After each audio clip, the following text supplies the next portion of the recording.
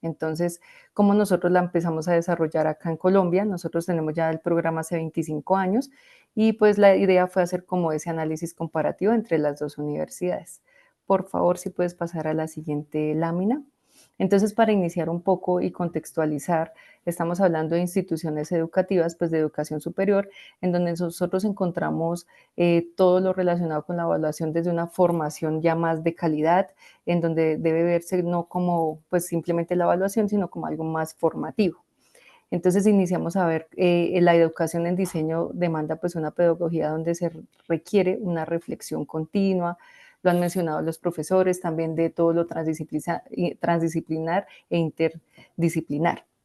Por tanto, nosotros empezamos a hacer como esa reflexión a partir de autores. Hablamos de primero de lo interdisciplinar, donde se busca que cómo emergen como esas otras áreas, cómo se complementan en la formación del diseño gráfico como tal. También esta otra autora, que es Campi, ella nos habla de esa necesidad de que los diseñadores gráficos reflexionen y solucionen problemas del contexto. Por tanto, también la evaluación lo menciona Mansur, que es un gran referente donde nos habla de dejar de ver la evaluación como algo correctivo y generar como ese estrés en los estudiantes. En diseño gráfico pasa algo que casi siempre se toca un poco todo lo que tiene que ver con la subjetividad. Ese fue como el resultado de mi tesis doctoral que la desarrollé acá, donde varios de los estudiantes de universidades aquí a nivel nacional mencionaban eso. En diseño se vive mucha subjetividad. Entonces, de ahí empiezan como todas estas inquietudes.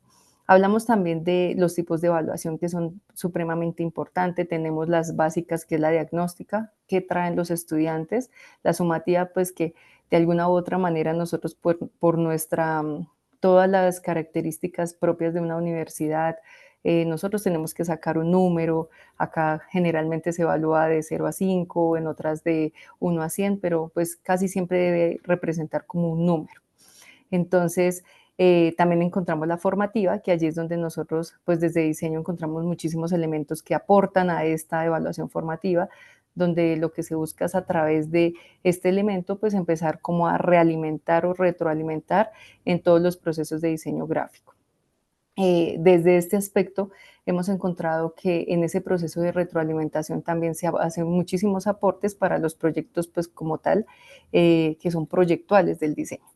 Hablamos también de unos instrumentos importantes para evitar un poco esa subjetividad que mencionábamos antes, de la rúbrica, que es necesaria para que esté como todo lo que nosotros vamos a evaluar, la lista de cotejos, los exámenes escritos, las guías de observación y los protocolos, que finalmente son esas guías que a veces nosotros desarrollamos como docentes y les entregamos a los estudiantes, donde nos menciona como el paso a paso, qué es lo que se busca, cuál es el objetivo del ejercicio y demás, y que de alguna u otra manera quede esto consignado y que quede claro para ellos.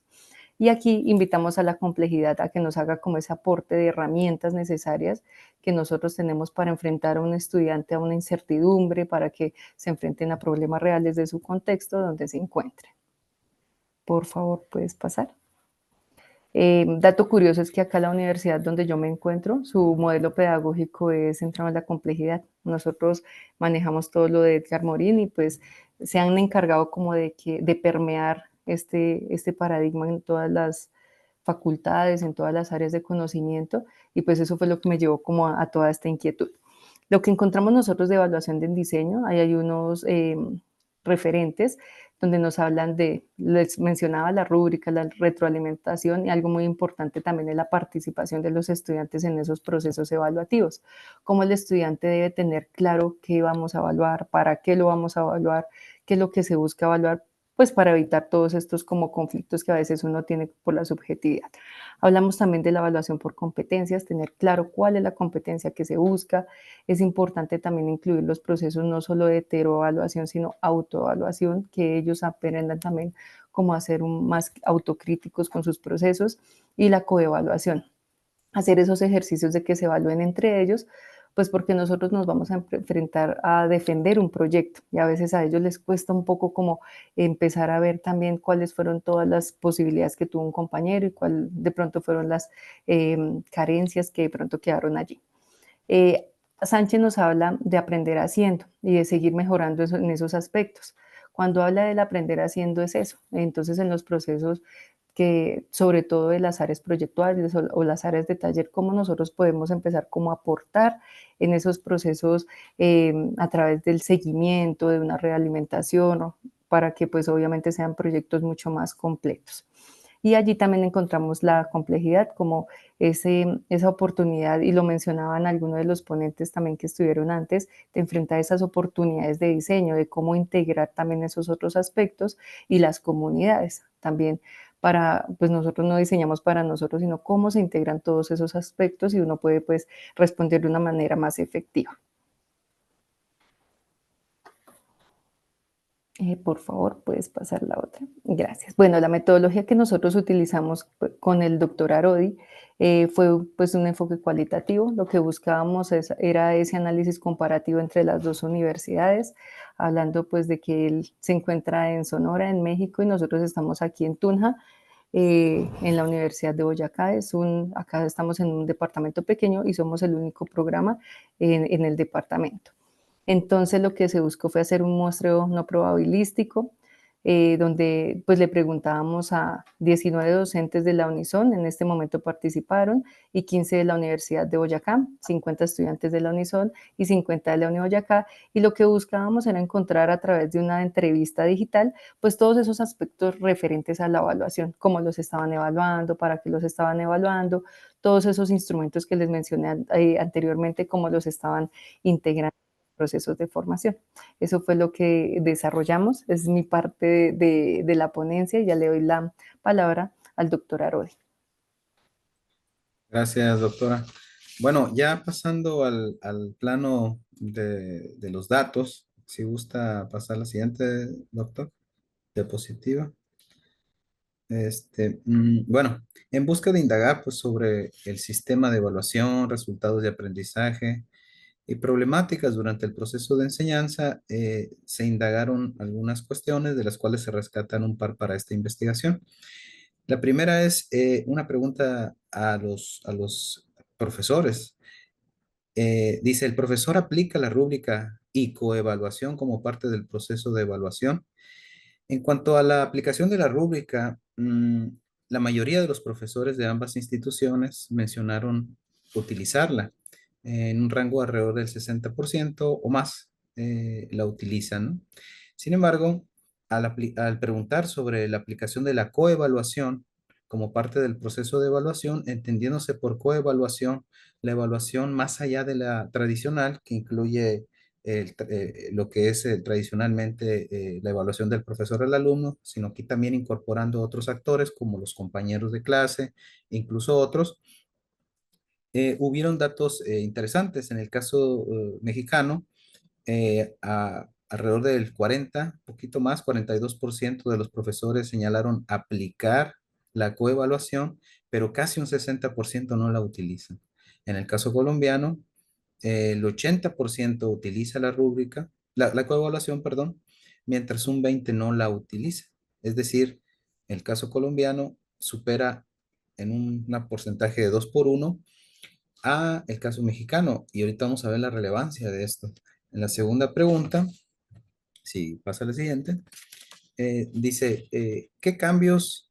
Esta fue una pregunta a los estudiantes. ¿Qué cambios considera necesario hacer al sistema de evaluación que se utiliza en el aula con el fin de optimizar el aprendizaje?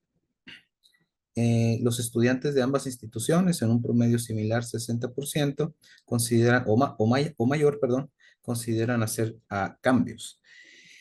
En el caso de los estudiantes mexicanos, señalaron como prioritario eh, un mayor apoyo por parte del profesor en general. Es decir, el profesor no atiende, consideran que no atiende de manera diligente al alumno. También se solicita o se considera pertinente que los resultados sean evaluados por rúbrica, los resultados en las clases, o parámetros previamente establecidos, no solo por la opinión del profesor. Es decir, se considera que el profesor influye de manera negativa en la formación al no aplicar una rúbrica clara. Y muchas veces crea esa duda, pues, de que, ¿qué me está evaluando el profesor? ¿No? O sea, está evaluando eh, otros aspectos como cómo le caigo u otras cosas, ¿no? Que no debe ser desde luego, ni siquiera un factor, ¿no? El siguiente, aplica criterios y rúbrica de evaluación individual para cada asignatura. Pues se tiende a evaluar de forma similar a talleres, materias distintas como talleres, como las materias teóricas, software y demás, cuando no debe ser así. Es decir, se debe de planear o de definir una rúbrica propia para cada tipo de asignatura, para que así sea más clara la evaluación.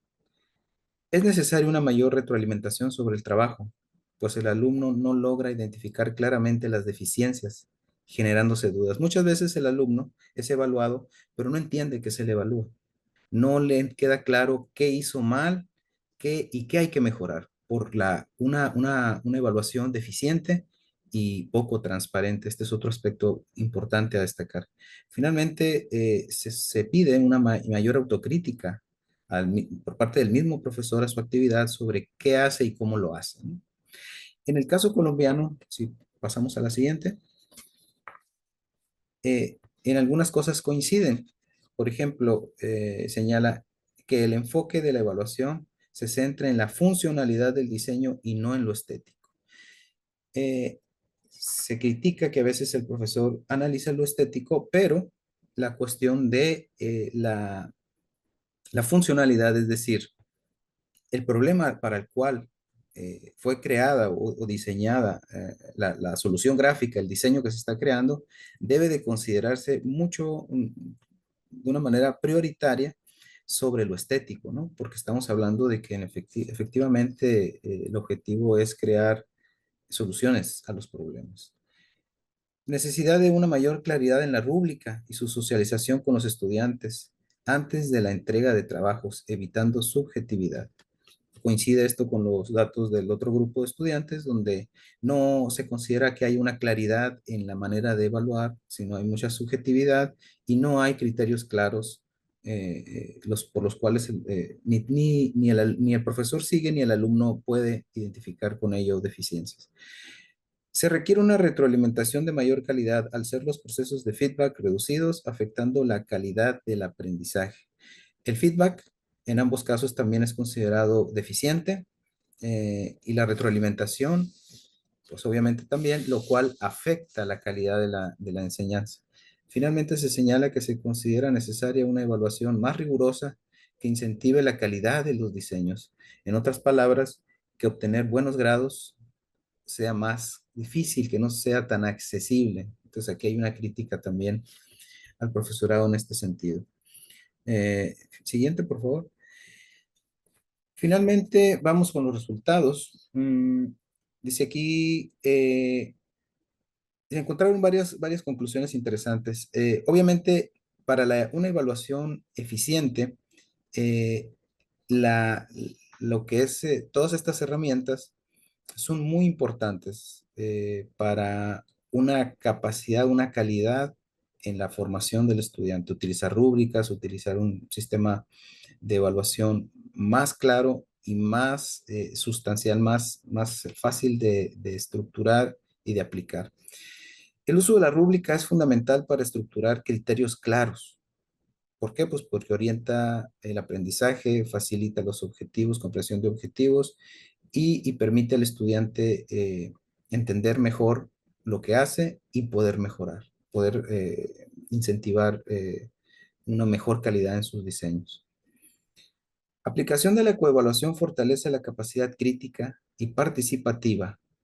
En este caso, este aspecto es muy importante. Cuando hay coevaluación, los estudiantes participan en ella, dan sus opiniones y demás, y esto es una competencia importante porque a la hora de que ellos egresen, de que se incorporen al campo laboral, este tipo de acciones van a ser cotidianas y les permite desenvolverse de mejor forma.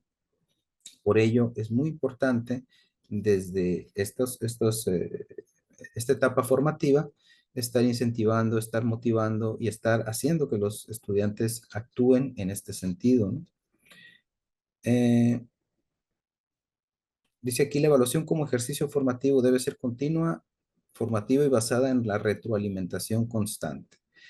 Es muy importante pues también esto, ¿no? llevar de manera, estar en un proceso de retroalimentación para poder ir mejorando y ir actualizando y ajustando todas estas herramientas de acuerdo a las necesidades particulares. Finalmente, es fundamental la participación activa del estudiante en la evaluación, lo que ya veníamos manejando, que el estudiante se incorpore en ello, y se sugiere que los docentes definan junto a los estudiantes los criterios de evaluación. Esto permite, además de dar mayor transparencia en el proceso evaluativo, mejorar el aprendizaje y crear un ambiente de trabajo mucho más ad hoc, mucho más propio para llevar una armonía en el aula y, como ya lo hemos venido diciendo, incentivar una mejor calidad del aprendizaje. Bueno, pues con esto terminamos. Agradecemos la oportunidad. No sé si guste agregar algo, doctora García, sobre las conclusiones o cualquier cosa. No, doctor, todo completo. Muy bien. Bueno, muchas gracias, doctor. Cedemos la palabra a los moderadores.